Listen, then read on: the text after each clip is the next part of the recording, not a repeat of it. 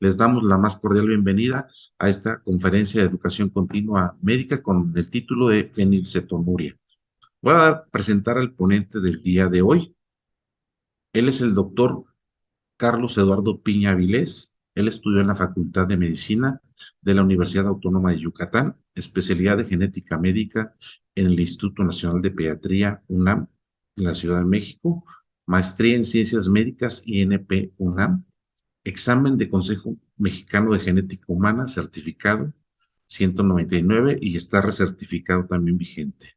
Diplomado de Tanatología en el Colegio Latinoamericano de Educación Avanzada, Diplomado de Bioquímica Molecular y Nutrigenómica, Centro de Actualización Magistral en Investigación de Nutrición y Alimentación, en octubre del 2017, y tiene una maestría en Neurología, Grupo SNECA, Universidad de La Haya, mayo 2020 a enero 2022.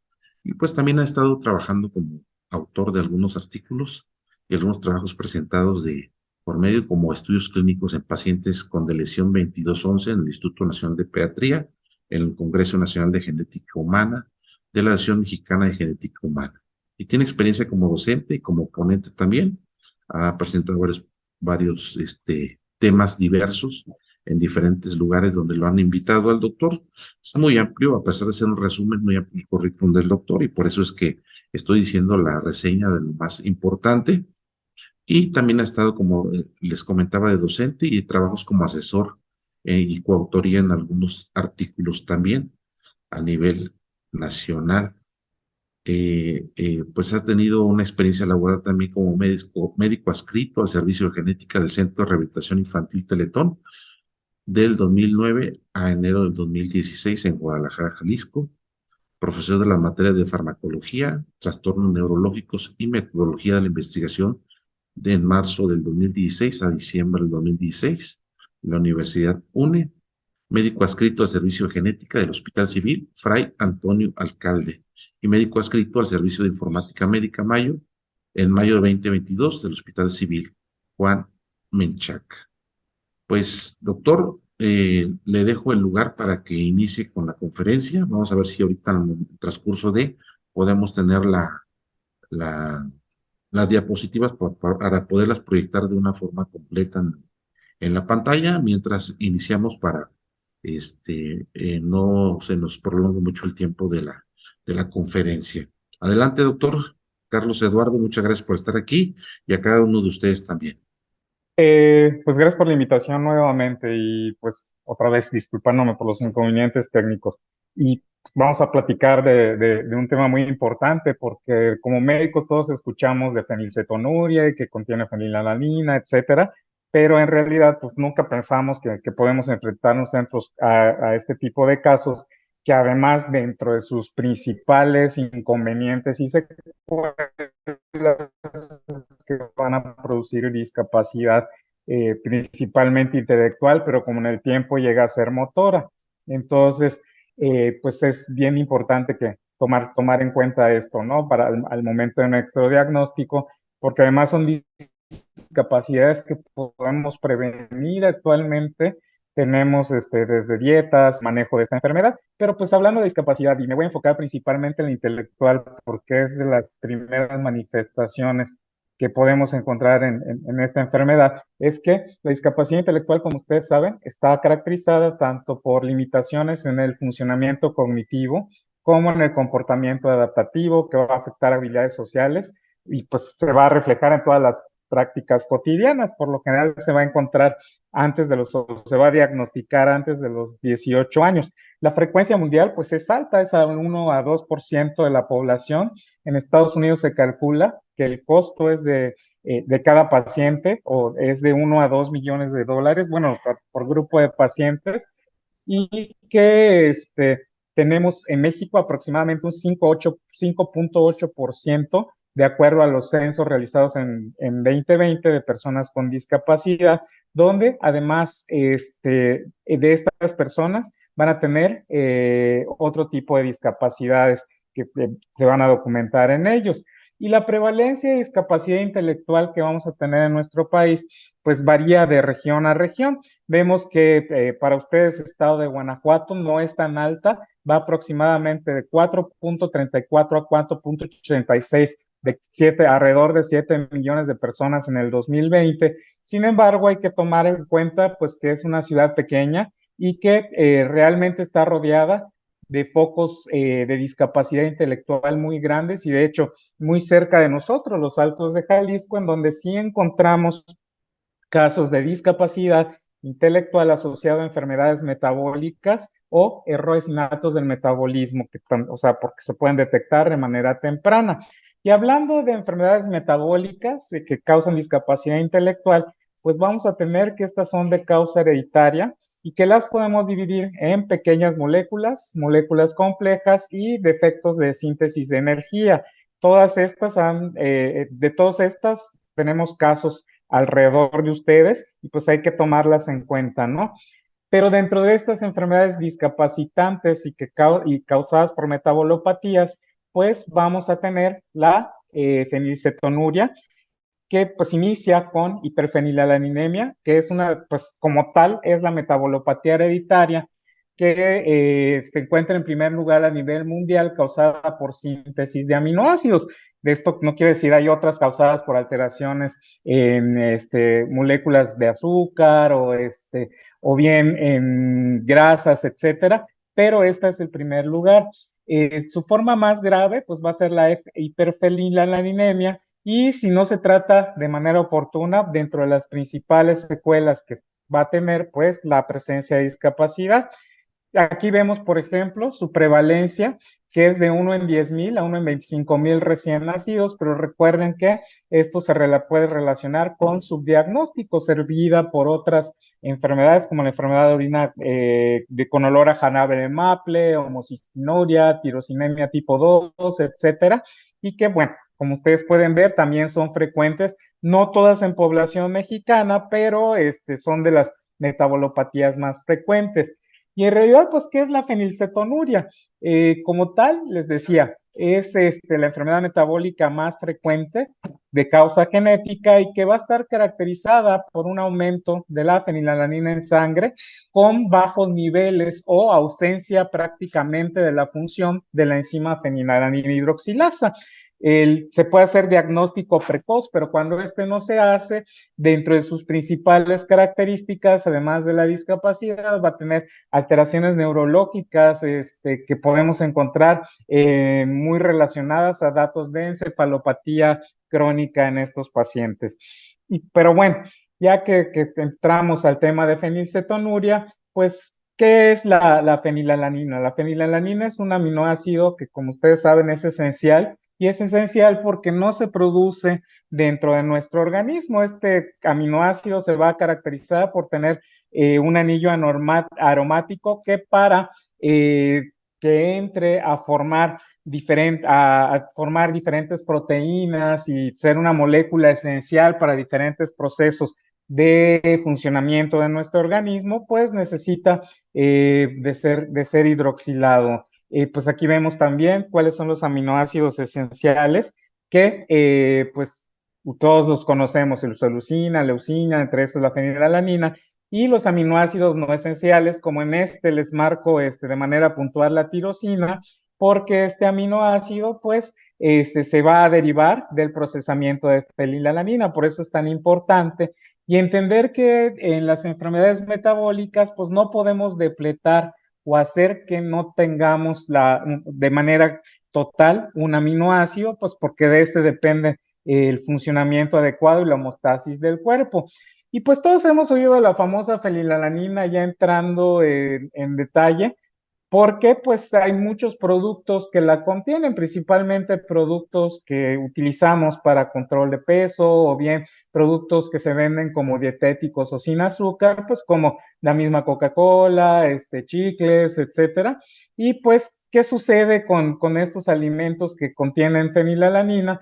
Que obviamente si tenemos un paciente en donde no funciona de manera adecuada la enzima que se encarga de introducir a las diferentes vías metabólicas, pues vamos a tener todavía un mayor aumento de esta molécula en sangre, los que nos va a causar las diferentes manifestaciones. Y pues como ustedes saben, la fenilalanina se va a procesar a tirosina, pero también va a originar melanina, que tiene que ver con la pigmentación del cuerpo, otras proteínas como la tirosina, que ya les había comentado, que es un aminoácido no esencial, y la dopamina, que a partir de la dopamina se van a originar diferentes neurotransmisores y que obviamente un desbalance en todos estos neurotransmisores que se van a producir y de los que comentaré más adelante, pues van a originar diferentes alteraciones que van desde psiquiátricas hasta alteraciones a nivel neurológico. Y pues en la línea del tiempo de la fenilcetonuria, pues los primeros casos fueron descritos alrededor de los años 30, más adelante, alrededor de 1950, bueno, aquí está el papá de la fenilcetonuria, ¿sí? En 1936, en 1950 se establece o se dan cuenta de que puede existir tratamiento con suprimiendo la fenilalanina a través de la dieta. Ya en 1963 se idea la manera de que se pueda hacer en masa el tamiz metabólico en sangre y para años más adelante, pues ya tenemos los diversos tratamientos que van a ser utilizados para esta metabolopatía. Tenemos que, si bien las principales causas de la fenilcetonuria son genéticas, podemos tener que pueden haber aumento de la fenilalanina de manera transitoria, por ejemplo, en bebitos que son hijos de madres con fenilcetonuria, o bien asociada a déficit o alteraciones en los mecanismos metabólicos de la tirosinemia, pero aquí lo que no se bloquea la producción de tirosina la fenilalanina hidroxilasa, sino que es el efecto de la cantidad de tirosinemia que no se procesa, la que aumenta de manera secundaria la fenilalanina. También podemos tener causas adquiridas, como por ejemplo las secundarias infecciones, inflamaciones, hepatopatías, a tratamientos farmacológicos, como pueden ustedes leer aquí, y deficiencias de hidrobiopterina reductasa o bien insuficiencias renales, así como deficiencias en la síntesis de biopterina, que es también conocida como EH4, o bien déficit de la enzima de hidrobiopterina reductasa. Obviamente la fenilcetonuria la fenilcetonuria clásica va a ser pues, de las principales causas de fenilcetonuria. Y bueno, aunque han habido, digamos, debates o como siempre polémicas en las diferentes clasificaciones, la clasificación que utilizamos actualmente es la de Goldberg de 1998, en donde de acuerdo a cuánta fenilalanina puede tolerarse sin que haya manifestaciones encefalopáticas o causadas por fenilcetonuria clásica, por la fenilcetonuria, pues vamos a tener que se divide en fenilcetonuria clásica cuando se toleran de 250 a 300 miligramos de fenilalanina por día. También la fenilcetonuria moderada, cuando se toleran de 350 a 400 miligramos de fenilalanina. La leve, en donde la tolerancia es mayor. Y pues aquí pueden ver, de acuerdo a la cantidad que se puede tolerar, pues es la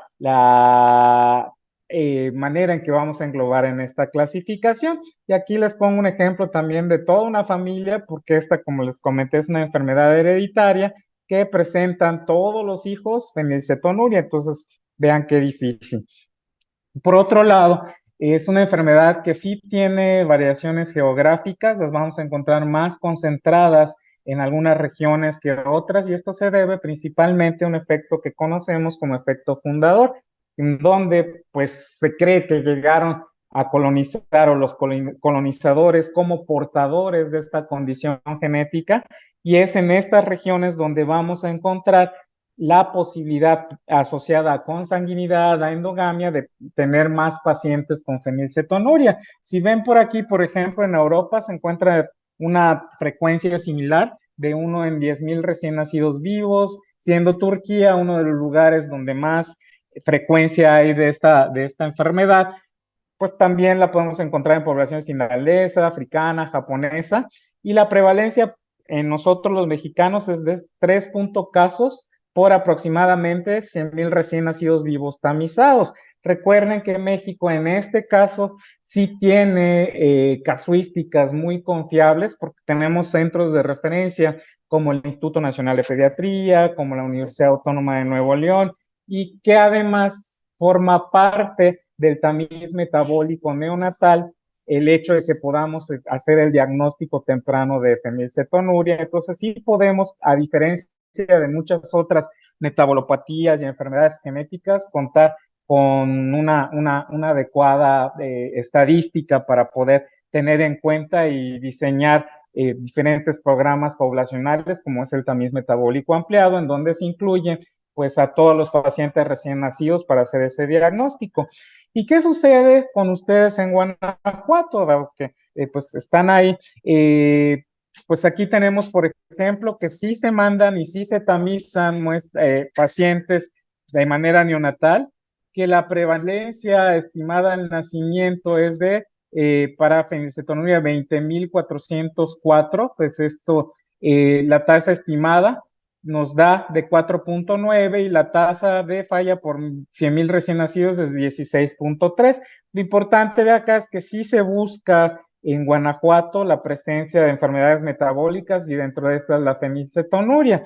Y pues es bien importante, ahora que les mencioné el tamiz metabólico, por realizarlo a todos los recién nacidos vivos. ¿Por qué? Porque si dejamos que afortunadamente con estas metodologías podemos actuar a tiempo, que se dé una historia natural, pues ¿qué va a suceder? Que si el recién nacido continuamos o dejamos este acúmulo de fenilalanina, pues va a haber de inicio al mes irritabilidad, indiferencia al medio, patrón alterado de sueño, vómito, rechazo, silencio, por favor. A los 3 meses, alteraciones del tono muscular, reflejos osteotendidosos. A los 6 a 12 meses veremos microcefalia, hiperexcitabilidad, electroencefalogramas anormales, y en la infancia podemos ver aislamiento, comportamiento, incluso largos autistas. Además que empiezan a presentar alteraciones de movimiento ya por alteración a nivel de ganglios basales, y en los adultos podremos encontrar trastornos psiquiátricos diversos. Algo que es importante, que si bien hacemos el énfasis en el tratamiento del recién nacido, es que esta enfermedad se puede manifestar a cualquier edad y en cualquier periodo de tiempo. En los neonatos, pues tenemos la agravante, por así decirlo, de que se va a presentar al momento en que empiecen a tener la alimentación. Sin embargo, por efecto residual, porque no siempre toda la enzima deja de funcionar, puede presentarse incluso en el adulto, en donde vemos manifestaciones pues más difíciles de diagnosticar y que nos hacen más difícil la sospecha de esta condición o enfermedad. Y dentro de las principales características clínicas, aunque ya les había mencionado algunas a lo largo de la historia natural, vamos a tener que estos pacientes, como ya vimos que se afecta la producción de melanina, pues van a tener depigmentación. La depigmentación con el tiempo puede ser en piel, puede ser también a nivel de pupila, y la podemos manifestar a nivel también de cabello, que va a ser depigmentado, obviamente de la mano con discapacidad intelectual, en donde lo primero que se empieza a notar es un retraso del desarrollo psicomotor, etcétera, que además se puede acompañar de algo que es bien importante que nosotros tomemos en cuenta en nuestros pacientes, que son los olores. Por ahí la bibliografía les va a decir es que el paciente con fenilcetonuria huele a ratón mojado, pero bueno, yo creo que muchos de nosotros no hemos tenido la oportunidad a lo mejor de vivir en un lugar donde haya serrín o estar, no sé, en un barco pirata, ¿no? Como en la antigüedad. Entonces, para encontrar un ratón mojado, pues no va a ser tan fácil. Mejor lo podemos relacionar a olor rancio o bien olor a mojo. También otra de los olores que se relacionan a esto es el olor justamente a serrín mojado que podemos encontrar en los establos. Entonces recuerden, sobre todo en el paciente en la etapa de la infancia y de los recién nacidos, no deben tener un olor desagradable. Cualquier olor desagradable pudiera estar relacionado a una enfermedad metabólica del recién nacido. Otra de las manifestaciones importantes que vamos a tener es el eczema, que como ustedes saben es una erupción rojiza de la piel, aunado a todas las alteraciones que les he comentado, y por la depresión de dopamina, adrenalina, serotonina, podremos encontrar crisis convulsivas, alteraciones como discapacidad también, y alteraciones psiquiátricas diversas, depresión, ansiedad, etcétera. También podemos encontrar alteraciones en el electroencefalograma, así como imágenes o alteraciones en imagen cerebral, como hiperintensidades a nivel de ganglios basales, etcétera. Obviamente, cuando los individuos son tratados al nacimiento, pues obviamente la dieta con supresión de fenilalanina pues les va a ayudar para que se controlen todas estas manifestaciones que se pueden encontrar. Pero algo que es importante, y como les decía, se puede observar la fenicetonuria en fenotipos leves. Vamos a tener que los valores normales de fenilalanina en plasma, y eso es importante que ustedes los tengan presentes, van a ser aproximadamente de 58 milimoles por decilitro, pues durante toda nuestra vida prácticamente, con más 15 o menos 15, tomando en cuenta las desviaciones estándar de cantidades de fenilalanina. ¿Cuándo empezamos a considerar que existe una hiperfenilalanemia? Cuando tenemos más de 120 milimoles sobre el litro como tal, pero ya las formas en que requieren tratamiento de manera pues grave o de manera urgente van a estar arriba de los 360. Entonces, es importante saber que de acuerdo a la cantidad de fenilalanina, pues vamos a tener las diferentes manifestaciones del paciente. Por ejemplo, aquí vemos con 10 a 20 miligramos sobre decilitro y que su equivalente en milimoles es de 600 a 1200, vamos a tener que pues no se ha estudiado la efectividad de una dieta restrictiva como tal, o sea que pudiera no tener efectos neurológicos, y ahí solo se recomendarían, por ejemplo, dietas libres o bajas en fenilalanina. Por otro lado, si encontramos que la fenilalanina en plasma es de 600 milimoles sobre litro, pues vamos a tener más riesgo de deterioro intelectual y neurológico. Aquí la dieta sí se recomienda en adultos. En algunos se ha visto que pueden tener coeficiente intelectual normal, pero en algunos desarrollarán alteraciones psiquiátricas. Y por otro lado, la eficacia en la deficiencia leve no ha sido probada. Pero, por ejemplo, en individuos con niveles elevados de fenilalanina, sobre todo en etapa adulta, puede haber osteopenia y puede haber déficit de vitamina B12, porque, por ejemplo, los adolescentes tienden a relajar la dieta, y esta se va a asociar con un se tiene que asociar a bajo consumo de carnes, de huevos, etcétera. Entonces también se debe de suplementar con vitamina B12. Por otro lado, otro problema o situación que tenemos es el de las mamás embarazadas con fenilcetonuria. Finalmente, es una condición que, si bien es hereditaria, el riesgo lo tienen los hermanos como tal, porque es autosómica recesiva. Sin embargo, pacientes que llegan a la etapa adulta con fenilcetonuria pueden tener alteraciones cognitivas cuando se ha visto, obviamente, los productos.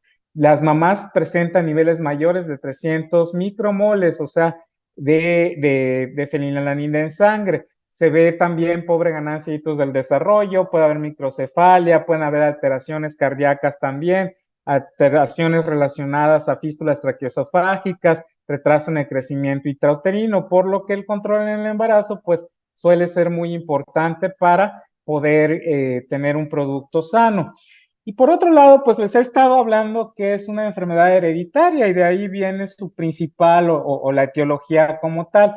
El gen que se encarga de producir a la fenilalanina hidroxilasa se encuentra en los cromosomas 12, ¿sí? En la región de Q22, y obviamente codifica justamente para esta enzima. Como les había comentado, puede ser que la enzima trabaje de manera constante, o sea, tenga un efecto residual, o bien que trabaje, o bien que no trabaje o no exista. Esta enfermedad es autosómica recesiva, que quiere decir que los papás van a ser portadores, van a estar sanos. ¿Por qué? Porque uno de sus genes funciona bien y compensa esta actividad, mientras que el 25% de los hijos, sean varones o mujeres, pueden presentar la fenilcetonuria, el 50% ser portadores y el 25% ser completamente sano.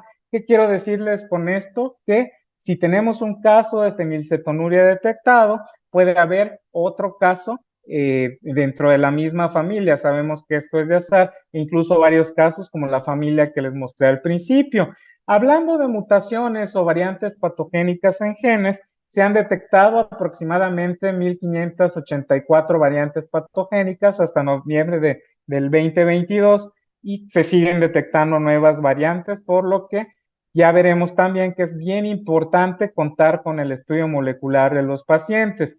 Por otra parte, a nivel molecular, ¿qué sucede a nivel metabólico? Que la fenilalanina, por acción de la enzima, va a convertirse en tirosina a través de la fenilalanina reductasa, y pues de ahí las de la tirosina van a seguir diferentes vías, ¿no? Se puede bueno, aquí es bien importante a mencionar o hacer un paréntesis en que la tetrabiopterina es un cofactor muy importante de la fenilalanina hidroxilasa.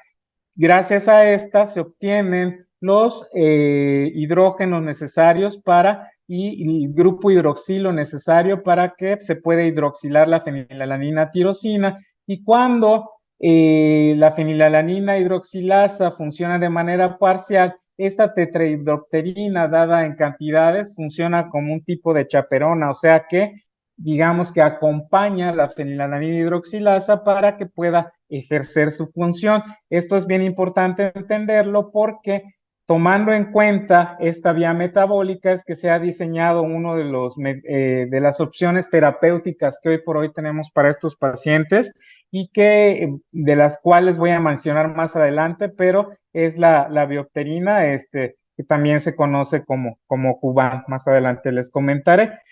Y lo que causa directamente las mutaciones del ADN a nivel de la fenilalanina hidroxilasa, pues básicamente es pérdida de función. Puede ser, dependiendo de la mutación, diferentes mecanismos a nivel proteico. Puede ser que se enrolle, o sea, como ustedes saben, todas las proteínas presentan una estructura terciaria. Esta estructura terciaria pues necesita tener ciertos dobleces, que se le agreguen grupos funcionales, etcétera, todo eso que a lo mejor veíamos nosotros en medicina y pues no nos gustaba de las proteínas, pero puede ser que haya mutaciones que confieran que la fenilalanina hidroxilasa se enrolle de más. Puede ser que se enrolle de menos, que esto pues nos cambia la estructura terciaria terciaria y cuaternaria de la proteína.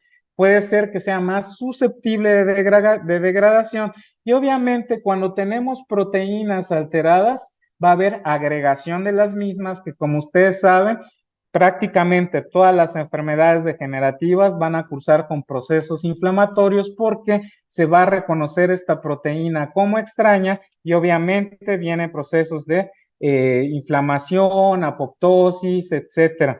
Obviamente esto a nivel cerebral pues está condicionando efectos devastadores porque va a llevar finalmente a la muerte de las neuronas. Pero pues no es lo único que pasa. Sabemos que si no se produce de manera adecuada tirosina por este bloqueo en la fenilalanina hidroxilasa, no vamos a tener melanina. Si no hay melanina suficiente, ¿qué va a haber en el paciente? Esto se traduce en hipopigmentación, tanto de piel como a nivel ocular, como a nivel de cabello, etcétera. Obviamente, si no tenemos diferentes proteínas, malnutrición, alteraciones de crecimiento, retraso en el crecimiento, y a partir de la dopamina sabemos que se producen diferentes neurotransmisores, lo que va a llevar de la mano a que hayan alteraciones neuropsiquiátricas.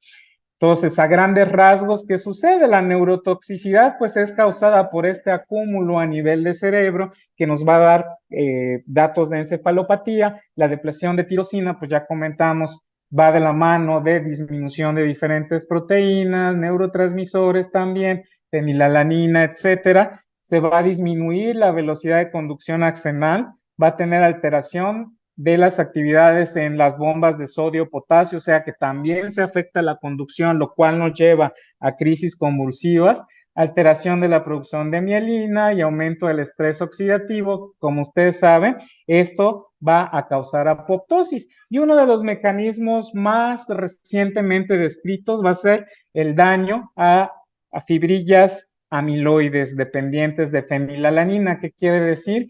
Que al igual que otras enfermedades que causan neuroregresión o cuadros demenciales, va a haber un acúmulo de proteína amiloide. Entonces, como ustedes ven, esto es devastador, principalmente para el cerebro, y va a condicionar no solo una discapacidad progresiva, sino incluso la muerte del paciente a largo plazo. Para hacer el diagnóstico, pues si nosotros hablamos a nivel neonatal a través del tamiz neonatal, que pues cabe mencionar que a lo largo de la historia se creó gracias a el conocimiento que se fue dando de la fenilcetonuria y fue la primera enfermedad en ser diagnosticada a través de esta tarjeta que es el papel filtro, conocida como tarjeta de Guthrie, que él fue quien ideó el programa de tamizaje, curiosamente, y como dato, ¿no? Como dato cultural, pues él tenía un hijo con discapacidad, que nunca se supo cuál fue la causa de la discapacidad, pero lo que le inspiró a buscar directamente fenilcetonuria, aparte del hijo, fue que tuvo una sobrina que sí pudo ser diagnosticada con fenilcetonuria, y él ideó esta tarjeta donde tan fácilmente, y que los laboratorios nos apoyan para este tipo de diagnóstico, con una simple gotita de sangre que se puede tomar del talón o bien de manera directa, yo la tomo con aguja de insulina, meter los circulitos con sangre se corta, ¿sí? Y al cortarse, pues obviamente se pueden hacer determinaciones tanto enzimáticas como de ADN para confirmar diagnóstico. En este caso, el método más utilizado es la fluometría o bien la espectrometría de masas en tándem, que les comento a raíz de la espectrometría de masas en tándem. Cuando tenemos esta metodología y hablamos de metodologías de última generación, lugares, por ejemplo, como en Europa, Estados Unidos, se puede hacer el tamiz neonatal al momento del nacimiento.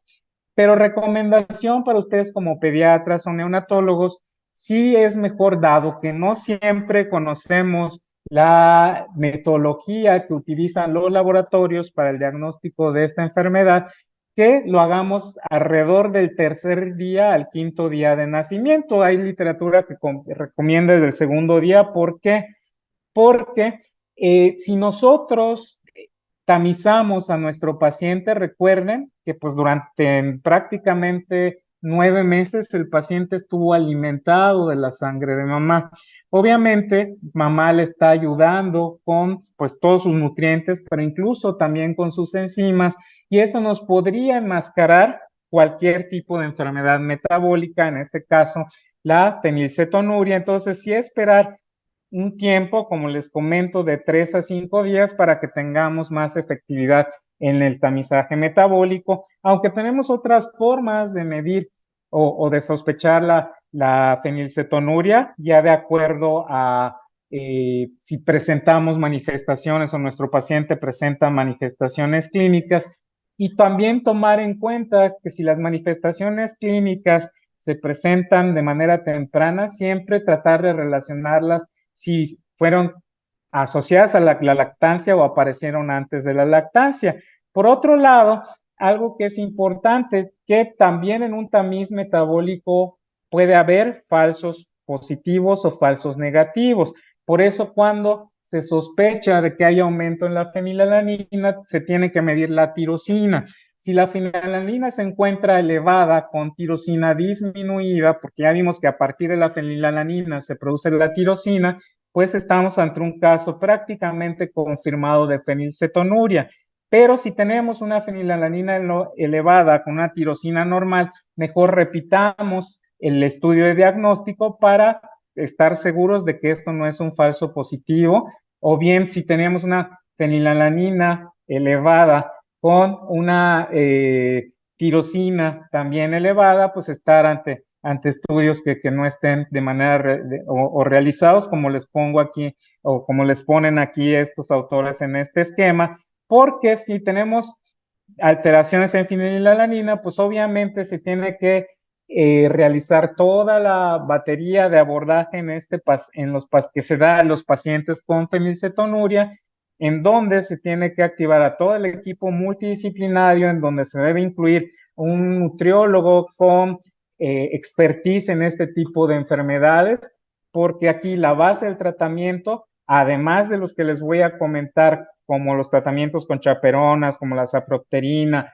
o bien nuevos tratamientos que hay que simulan o que compiten directamente con la fenilcetonuria, pues es importante que a estos pacientes se les dé una fórmula baja en fenilalanina, porque además, pues no todos reaccionan a los tratamientos actuales.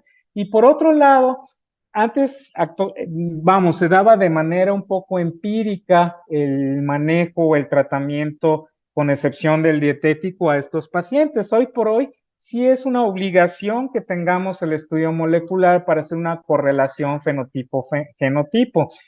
¿Qué quiere decir esto? Que de acuerdo a la mutación y a lo que cause en la proteína, puede dejar efecto residual o no, y nosotros poder primero predecir si se trata de un paciente con fenilcetonuria clásica, como los que vemos asociados a estas mutaciones, o variantes patogénicas, una forma leve, o bien formas realmente que pueden pasar desapercibidas de la fenilcetonuria como tal. Y por otra parte, pues vamos a ver más adelante que tiene utilidad también en el tratamiento, que hablando de tratamiento y del manejo, pues lo primerito, vamos a suprimir alimentos que sean altos en fenilalanina. De hecho, algo que es bien importante, aquí ya nos vamos directamente a alimentos, pensando en un paciente que ha sido ablactado. Sin embargo, no se prescribe la lactancia materna en pacientes con fenilcetonuria, pero tiene que haber un apego del monitoreo de fenilalanina en sangre de estos bebitos para que no haya una afectación al sistema nervioso y obviamente la discapacidad intelectual progresiva.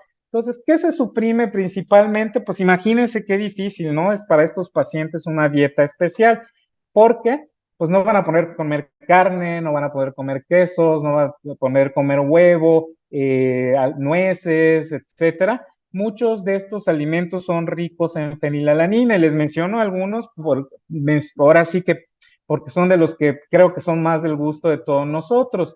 Y obviamente, pues existen guías de manejo para estos pacientes en donde tendrán alimentos que están bien permitidos, alimentos que pueden comer también a libre demanda, como verduras, hortalizas, etcétera, con la finalidad de mantener niveles de fenilalanina en sangre menores a 300 idealmente micromoles sobre litro. Y pues también es un seguimiento que es complicado, que es multidisciplinario, en donde constantemente hay que estar evaluando las necesidades nutricionales, monitoreando la función cerebral, obviamente calcular la cantidad de fenilalanina en alimentos, y además algo que es bien difícil para los pacientes es que hay que estar midiendo los niveles constantemente de fenilalanina y tirosina, lo que hace que no siempre se encuentre un buen apego, porque esto se hace durante toda la vida. Y pues ya vieron que la clasificación también, acuerdo de si es una fenilcetonuria clásica, leve, moderada o grave, pues suele ser complicado porque depende directamente de la medición en sangre de estos pacientes, que además puede fluctuar a lo largo de todo su crecimiento y desarrollo, por lo que la principal recomendación para el manejo y tratamiento de la fenilcetonuria, independientemente de su clasificación, es que inicie el paciente tratamiento cuando se encuentre por arriba de los 350 micromoles sobre litro. Entonces, aquí podemos ver que nos pone pues ya aquí también de acuerdo a miligramos sobre decilitro, que sería entre 4 a 5 miligramos sobre decilitro, que ya se considera una hiperfenilalanemia clínicamente significativa. Entonces, para esto del tratamiento, pues no solo es importante que tengamos las fórmulas que sean de bajas en fenilalanina, sino también otro tipo de tratamiento, como en este caso la tetrahidrobiopterina, o que ustedes, si ustedes recuerdan, es un cofactor que nos va a ayudar a que haya la hidroxilación de la fenilalanina a tirosina. Esta es una chaperona que lo que hace, como vemos aquí, dona el grupo hidroxilo y además otros 2 oxígenos para que se libere agua, para que se pueda producir la tirosina, y esto que ayuda a que disminuyan los niveles de fenilalanina en sangre y obviamente pues haya más éxito en el tratamiento y en las secuelas que pudieran tener nuestros pacientes. Desafortunadamente no funciona para todos los pacientes con fenilcetonuria. Tienen que ser formas donde haya una actividad residual de la fenilalanina hidroxilasa, y aquí vemos en este estudio donde se dio cubano, sapropterina a estos pacientes, y vemos la respuesta que para los que sí tuvieron, que ese fue el criterio de inclusión, actividad residual de esta enzima, nivel de respuesta fue alto, aunque hubo pacientes que no respondieron, sobre todo pacientes con fenilcetonuria clásica, su respuesta fue baja como tal. Entonces, aquí es bien importante, como les decía, que no solo realizar el estudio molecular y caracterizar la variante patogénica o mutación sea pues de manera prácticamente obligatoria en estos pacientes, más que obligatoria, creo que se oye mejor necesaria, sino que también no solo nos ayuda a predecir el fenotipo, sino que nos permite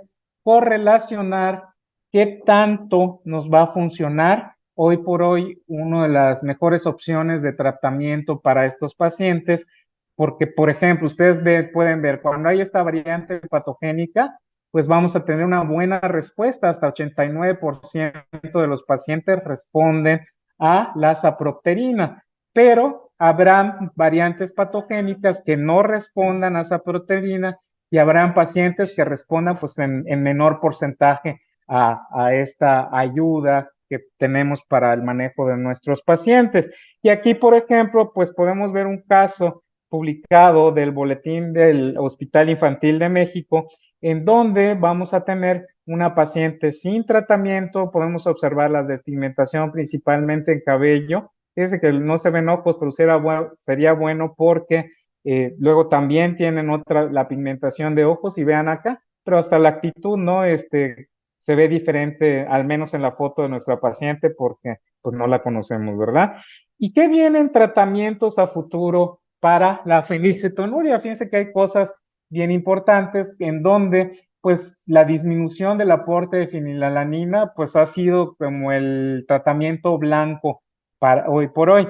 Y dentro de este tratamiento blanco tenemos a los glucomacropéptidos. Los glucomacropéptidos son derivados de la leche materna que lo que va bajos que suplementan de una manera baja la fenilalanina, y que además dentro de las ventajas que tienen es que tienen bueno, la verdad es que no los he probado yo, pero dicen que tienen un sabor muy agradable, por lo que los pacientes pues no suelen rechazar tanto este tipo de tratamiento.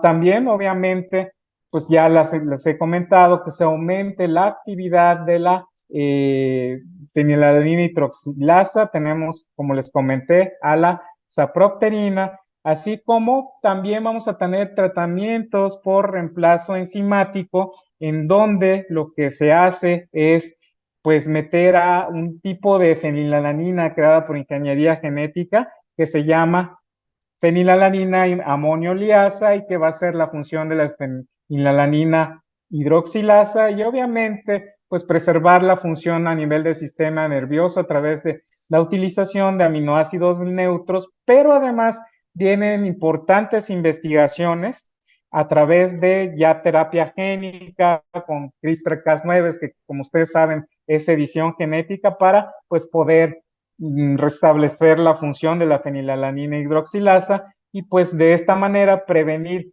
que nuestro paciente tenga discapacidad, sin recordar que el manejo de esta enfermedad pues depende no solo del equipo médico, sino de alguien bien importante, que en este caso van a ser los padres, porque es un tratamiento de por vida en donde se suprimen. Imagínense que a nuestros hijos no les podamos dar ciertos dulces o ciertas golosinas que son parte de la felicidad de la infancia, y que aquí también es bien importante la educación de la familia para poder tener éxito en el manejo de esta enfermedad.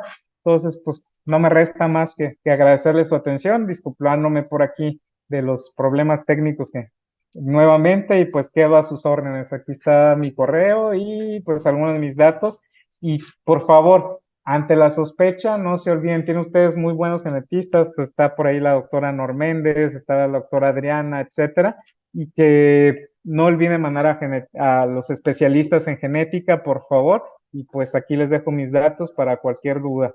Entonces, pues quedo a sus órdenes.